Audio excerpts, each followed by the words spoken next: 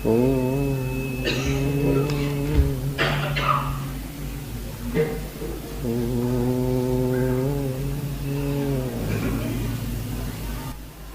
मंगलमय मंगलकरण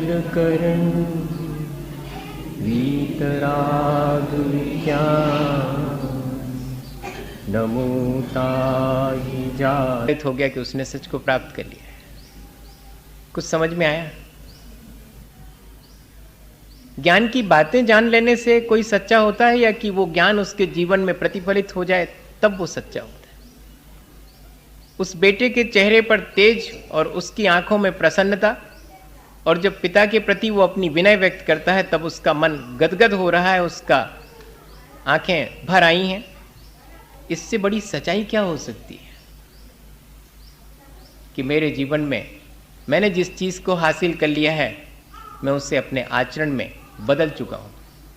मुझे कोरी किताब की सच के बारे में लिखी गई बातें दोहराने का मन नहीं होता, क्योंकि वे बातें मेरे जीवन का अभिन्न अंग बन गई हैं। ये है वास्तव में सच को पाना, लेकिन ऐसा तो अपन बहुत मुश्किल है कि कर पाएं।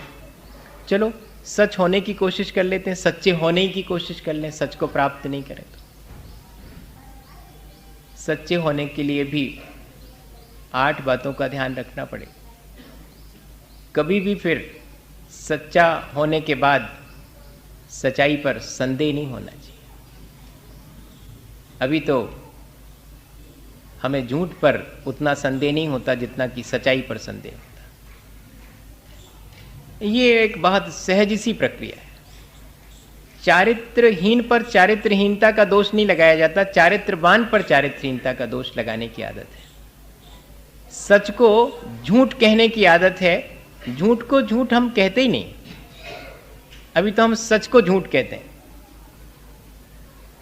इसलिए पहली जरूरत है कि जहां सच्चाई है, अगर हम सच होना चाहते हैं तो जहां सच्चाई है वहां हम संदेह ना करें।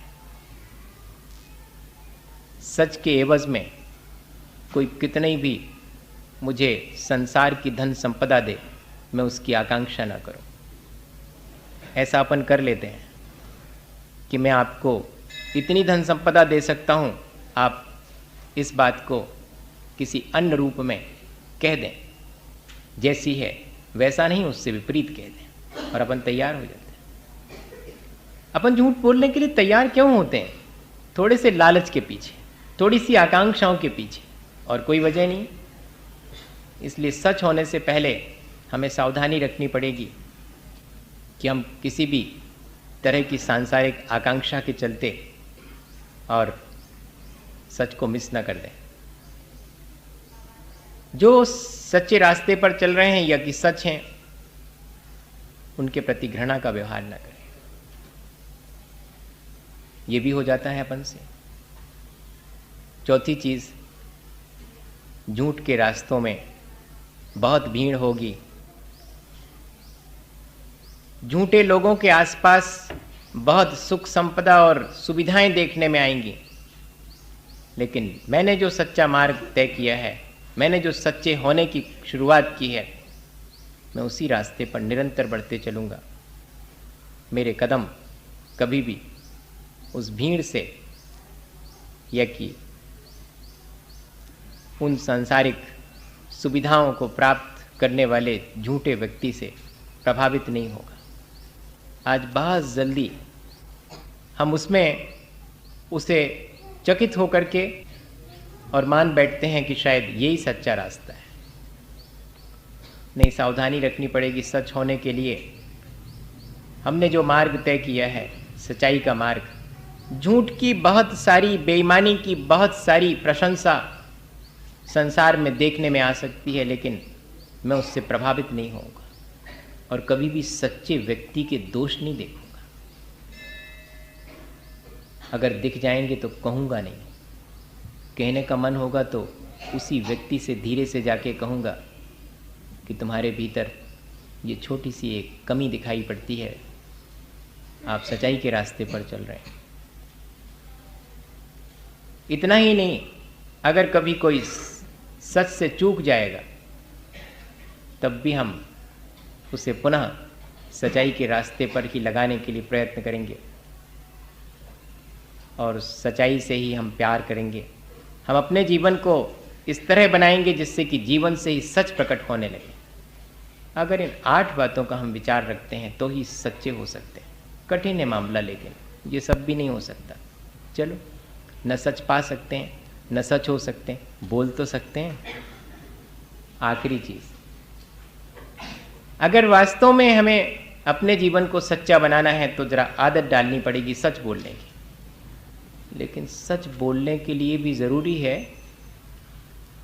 कि देख लें कि हमारा इंटेंशन क्या है।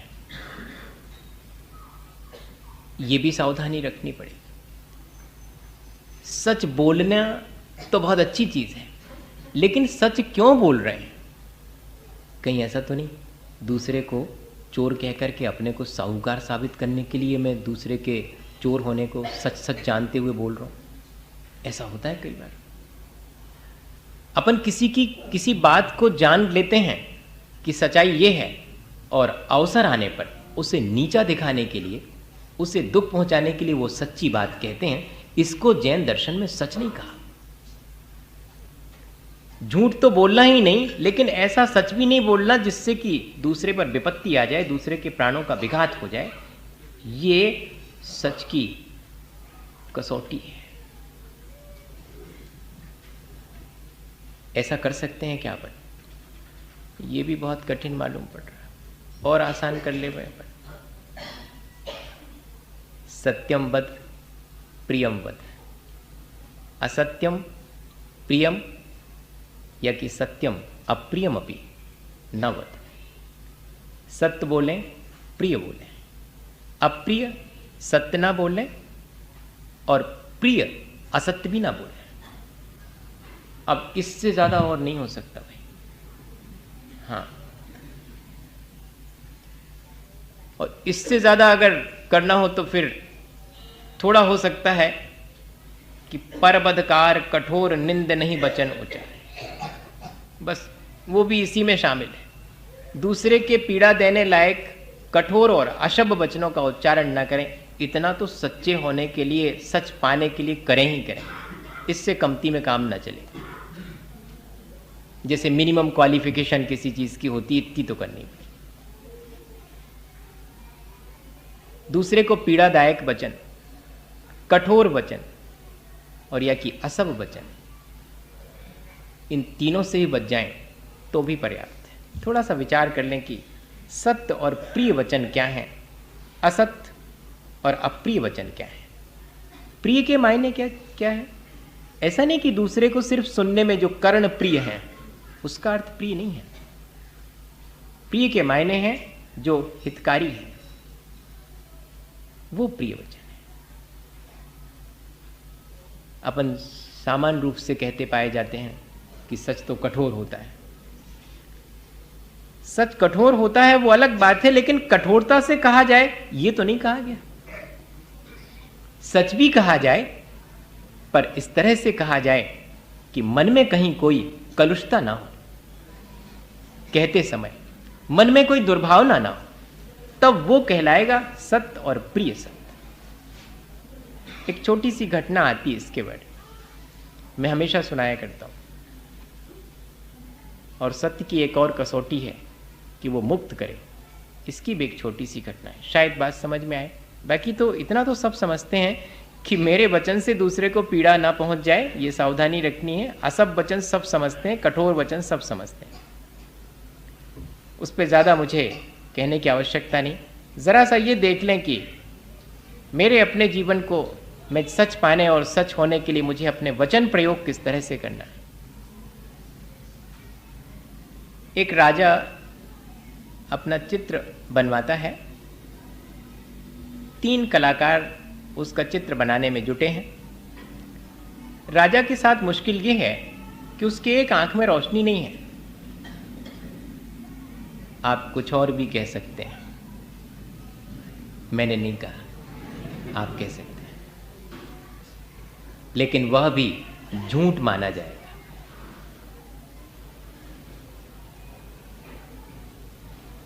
अब ऐसी स्थिति में कैसे चित्र बनाया जाए? पहले वाले ने सोचा कि अगर ऐसी आंख जिसमें रोशनी ना हो वो बनाई जाए तो भद्दी लगेगी, अच्छी नहीं लगेगी, इसलिए दोनों आंखों में रोशनी है, ऐसा बनाना चाहिए राजा का चित्र, और उसने बना दिया। दूसरे वाले ने सोचा कि अरे ऐसे कैसे, जैसा है वैसा बनना चाहिए, अब नहीं है एक आंख में रोशनी तो हम क्या करें, जैसे हैं राजा साहब वैसे ही बनाऊंगा। उसने बना दिया, जैसा राजा साहब की एक आंख में रोशनी नहीं है वैसा चित्र बना दिया।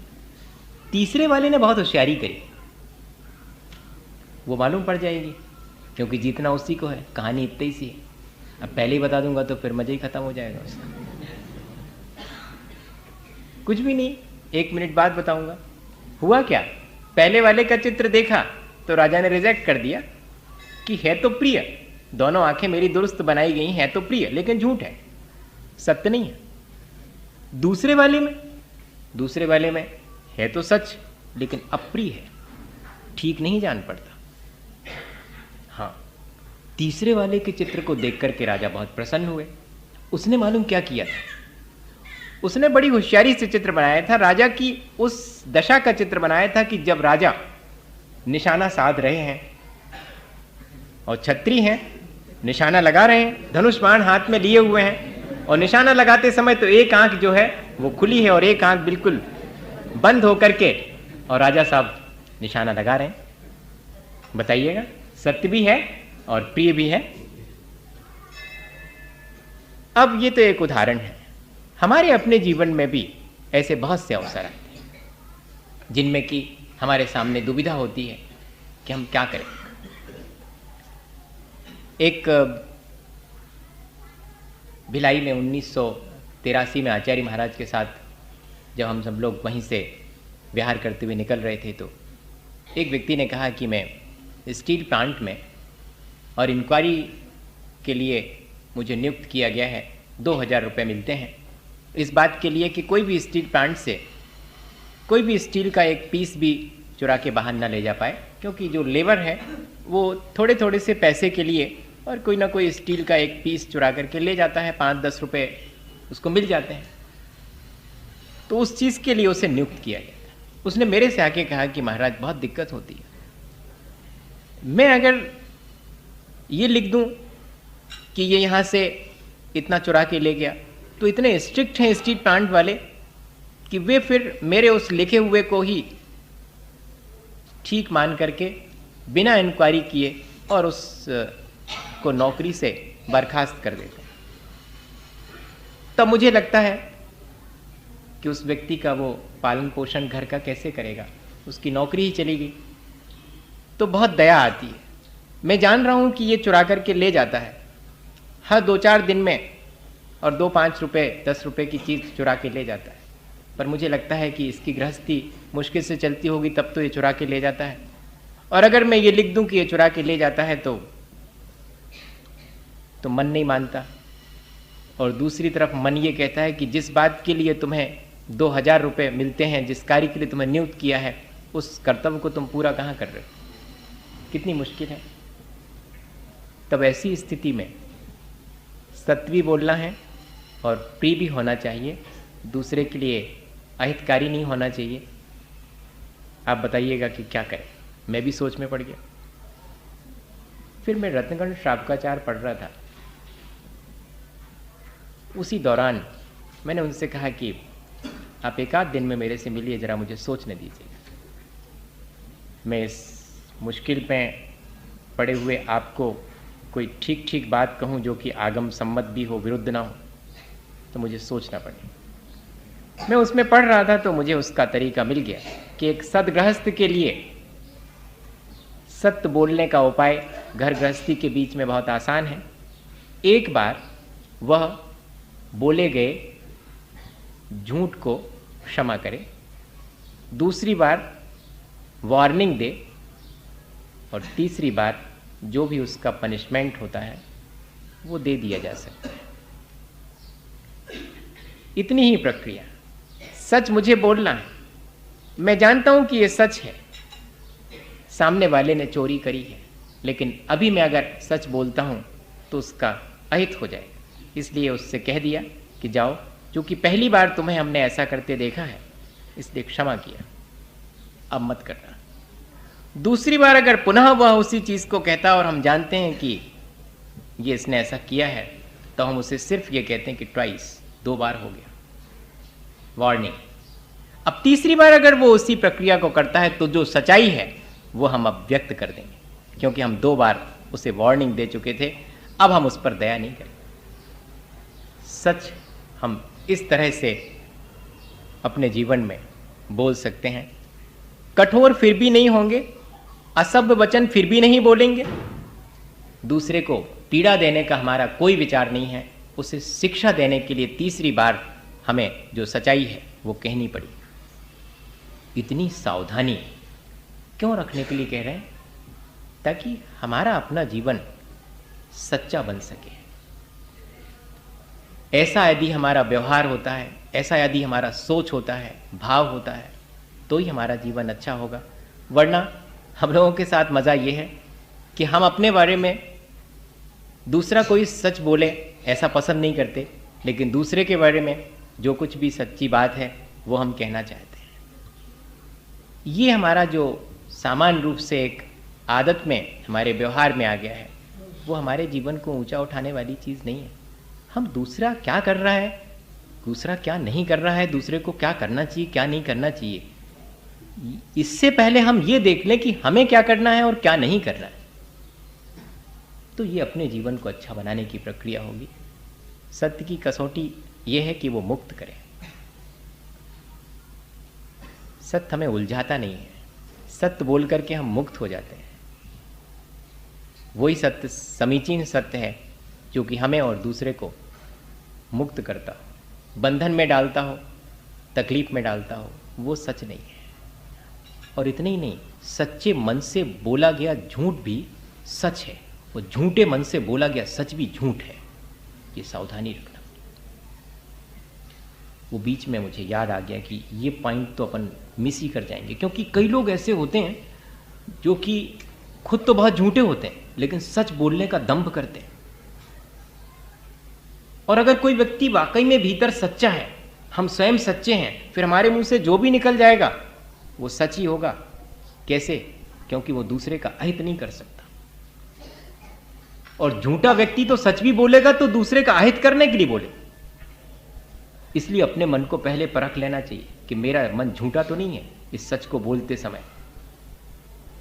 एक राजा ने एक को दंड दे दिया फांसी का, और आखिरी समय जब राजा से मिलवाने के लिए उसे लाया गया कि राजा के सामने आकर के अपनी आखिरी ख्वाहिश बताओ, तो वो तो वैसे ही पहले से भरा हुआ था पूरा, और उसने राजा को गालियां देना शुरू कर दी। लेकिन जो बड़े वाले मंत्री जी थे उनको उस पर बड़ी दया आती थी कि बेचारा निर्दोष है, फिर भी अब क्या करें, अपराधी घोषित हो गया है और राजा ने भी उसे दंड दे दिया, इसको कैसे बचाया जाए। उनके मन में बड़ा ये भाव था। तो जैसे ही उसने आते ही साथ और ये पूछा गया कि आखिरी तुम्हें क्या बात कहनी है, तो राजा को गाली देनी शुरू कर दी। अब वो जिस भाषा में दे रहा था राजा से कुछ समझ में नहीं आई, तो राजा ने ट्रांसलेट करवाया उनसे, बड़े वाले मंत्री से, कि क्या बोल रहा है। अब मौका मिल गया उनको। उन्होंने कहा राजा साहब आखिरी समय में आपसे क्षमा मांग रहा है, आपकी बहुत प्रशंसा कर रहा है, अब फांसी तो उसे आपने दे दी है, अगर आप उसे क्षमा कर दें तो बहुत अच्छा रहेगा। और उतने में क्या हुआ कि वो जो दूसरे मंत्री बैठे थे जो कि कभी बड़े नहीं बन पाए, हाँ ऐसा होता है, तो ईर्ष्या होने लगती। तो उन्होंने कहा कि अपन को भी मौका मिल गया इनको नीचे गिराने का, ये बड़े बने बने फिरते हैं, इतना झूठ बोल रहे हैं, साफ साफ गाली दे रहा है और कह रहे हैं कि ये तो प्रशंसा कर रहे हैं और आपसे क्षमा याचना कर रहे हैं। तो फौरन खड़े होकर के छोटे वाले मंत्री ने कहा कि बड़े मंत्री जी जो है बोल रहे हैं वो झूठ बोल रहे हैं, ये तो सरासर आपको राजा साहब गालियां दे रहा है, अब दोनों को ही दंड मिलना चाहिए। इसको तो मिलना ही चाहिए जो गाली दे रहा है, लेकिन जिसने समर्थन किया मंत्री जी बड़े वाले हैं उनको ही मिलना चाहिए।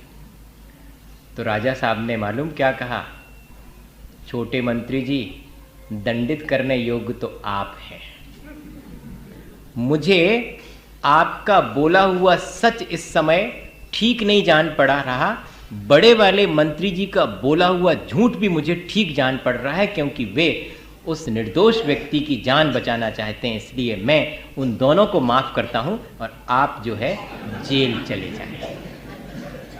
आए समझ में? सच क्या चीज है, इससे हम अपने आप तय कर सकते हैं कि जहां दूसरे के प्राणों की रक्षा होती है वो सच है। वाणी से हम हमेशा इस बात का ध्यान रखें कि जब भी हम बोलें, दूसरे के लिए पीड़ादायक वचन ना बोलें, पीड़ा पहुंचाने के लिए इस भाव से ना बोलें। सत्य बोल करके और हमारा मन भी हल्का हो जाए और दूसरा भी अपने आप को हल्का महसूस करे, मुक्त हुआ महसूस करे। वास्तव में तो सच वही है। इसकी भी एक छोटी सी घटना सुनाता हूँ, बस फिर बात पूरी हो जाएगी। आज वैसे भी आपने देर किया है, मैंने नहीं किया है। फिर भी ऐसे तो नहीं काम चलेगा कि अपन ने खुद देर करी और दूसरे पर थोपें कि आपने कर दी। मैं चाहता तो 5 मिनट बोल करके चुप हो सकता था, क्योंकि समय हो गया। पर ये 30 और 1 तारीख 2 दिन तो ऐसा कंसीडर करना पड़े मेरे ख्याल से। सच तो यही माना जाएगा, क्योंकि ये जिस उद्देश्य से लेकर के आए हैं उसमें थोड़ा बहुत तो। और वो जो मैंने बीच में टोका, मुझे बाद में लग रहा है कि मुझे नहीं टोकना चाहिए था। ठीक है, मुझे मालूम है कि 24 ही बनवाए थे, लेकिन फिर मुझे लग रहा है कि जब वो बोल रहे हैं 72 तो उनकी बात रह जाती, काहे को अपनी बात के लिए मैंने और बोला। पर मुझे बार बार ये लगता है कि क्यों ये प्रचारित किया जा रहा है कि 72 बनवाए थे, और उसके चलते आज बहुत तेज़ी से 3 24 ही बनवाने का जो परंपरा चल पड़ी। मैं इसलिए दुखी होकर के मैंने वो बोल दिया कि सिर्फ भरतेश वैभव में भर मिलता है कि 72 जिनालय बनाए थे। मैंने बहुत लोगों को ये काम सौंपा है और अभी तक वो उनका लेटर मेरे पास आते हैं कि अभी तक भरतेश वैभव के अलावा और किसी आचार्य प्रणीत ग्रंथ में नहीं मिल रहा है कि 72 बनवाए थे, 24 बनवाए थे। अगर 72 बनवाए भी थे तो वे भूत भविष्य तो वर्तमान के बनवाए थे, ऐसा कहीं फिर भी नहीं मिलता। लेकिन आज ये पैटर्न चल पड़ा है कि भूत भविष्य और वर्तमान की 24 ही बनेंगी। इसलिए शायद मेरे मन में ये बात आ गई हो और मैंने बोल दिया, तो पंडित जी साहब जो है अन्यथा नहीं लेंगे।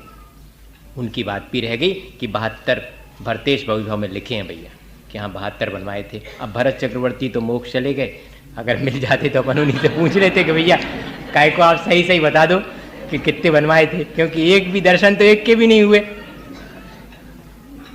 ऐसा कई बार हो जाता है। मेरा भाव बिल्कुल भी नहीं था कि उनकी बात को मैं अन्यथा करूं, इसलिए मुझे तुरंत उसके बाद लगा कि मुझे नहीं कहना चाहिए था। सत्य वो है जो कि हमें मुक्त करे। मैंने जो बोला उसने मुझे बंधन में डाला, इसलिए मुझे लगा कि सच नहीं है।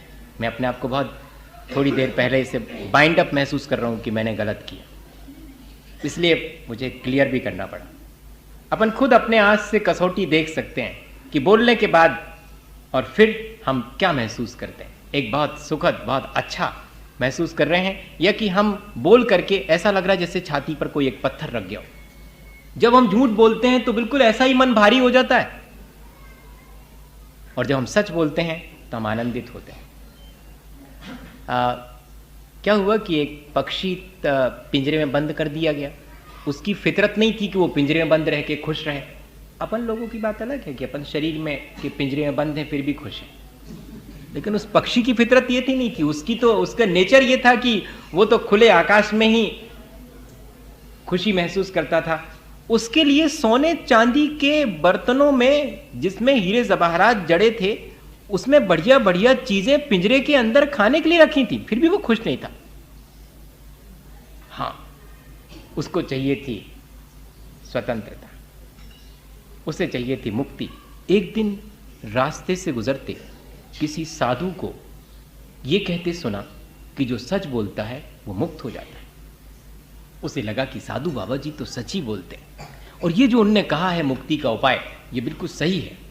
वो पक्षी इस तरह का था कि बोल के जानता था। जितना उससे सिखा दिया जाता था उतना वो बोलता था, उससे अतिरिक्त नहीं बोल पाता था।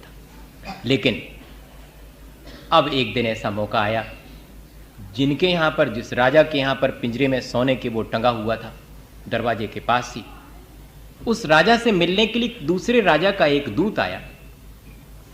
अब राजा उससे मिलना पसंद नहीं करता था, इसलिए उसने अपने दूत से कहलवा दिया, रक्षक से कहलवा दिया कि कह दो राजा साहब है नहीं इन दिनों, वे कहीं गए हुए अन्यत्र, मिलना नहीं चाहती। ऐसा झूठ बोलने के लिए कह दिया। पक्षी से रहा नहीं गया, वो वहीं तो टंगा हुआ था उसका पिंजरा। उसने कहा कि राजा जो कहलवा रहे हैं वह झूठ है। वो दूत तो नाराज होकर चला गया, लेकिन ये जो राजा का रक्षक था उसने सीधे राजा के पास जाके कहा कि सारा मामला बिगाड़ दिया उस पक्षी ने। उसने उस दूत के सामने ही कह दिया कि राजा अंदर है और कहलवा रहा है कि वो नहीं है, ये सरासर झूठ बुलवा रहा है। राजा को आ गया गुस्सा, मेरे घर में इतनी सुख सुविधाओं के बीच रहकर मेरे विरुद्ध बोलता है, हटाओ उसको यहां से, उड़ा दो उसको यहां से। और वो तो इसी इंतजार में था, पिंजरे का दरवाजा खोलते ही साथ और ऊपर जाकर मुड़ेर पर बैठ गया और वहां से बोलता है कि साधु बाबा जी ने ठीक कहा था कि सच बोलने से मुक्त हो जाते हैं। मैंने तो एक ही बार सच बोला और मैं मुक्त हो गया उससे। ये अच्छा लगता है अपने को ना सुनने में, लेकिन ऐसा करके देखें अपन एक आध बार कि सच बोल करके हो सकता है कि बाहर का बंधन आ जाए, लेकिन भीतर के बंधन खुल जाए।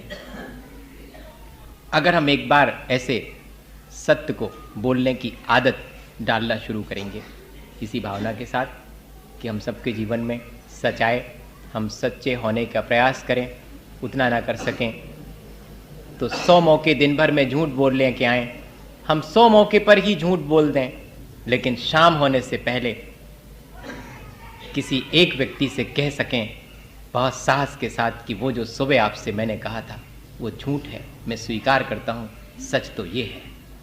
एक मौके पर, जबकि मैं 100 मौके में 100 में झूठ बोल चुका हूँ, एक तो हम कह सकते हैं कि इतना भी स्वीकार कर लें कि मैंने झूठ बोला था, तब भी देखना कि अपने मन को कितना आनंद, कितना संतोष मिलता है कि मैंने कुछ अच्छा किया है। इसी भावना के साथ कि हम ऐसा प्रयत्न करके अपने जीवन को अच्छा बनाएंगे। बोलिए आचार्य गुरुवर विद्यासागर के गुरुवर शाश्वत सुख दर्शक यह लग्न स्वरूप तुम्हारा है, जग की नश्वरता का सच्चा दिग दर्शन करने वाला है।